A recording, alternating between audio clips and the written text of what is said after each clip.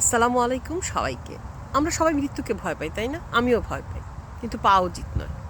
কারণ কি জানেন, এই মৃত্যু একটা ব্যাপার যেটার কারণেই কিন্তু আমরা বেঁচে থাকি।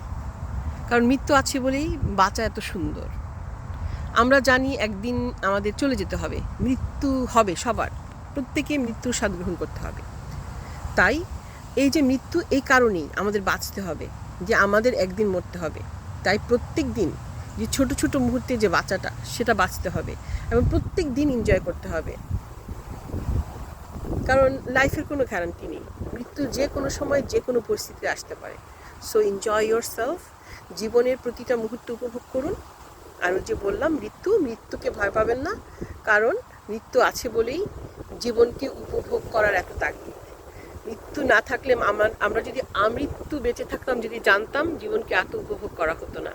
এই যে একটা সুন্দর একটা পরিবেশে বসে আছি, কত ভালো লাগা কাজ করছে, এই যে এনজয় করছি, কারণ আমরা জানি যে একদিন না একদিন আমাদের এই পৃথিবী ছেড়ে চলে যেতে হবে। এত সুন্দর পৃথিবী, তো যতদিন বেঁচে আছি এনজয় এনজয় ইয়ার সেলফ। জীবন হচ্ছে একটা উৎসব, সবসময় বলি, এই উৎসবকে একদম জমিয়ে উদযাপন করুন। আল্লাহ হাফেজ।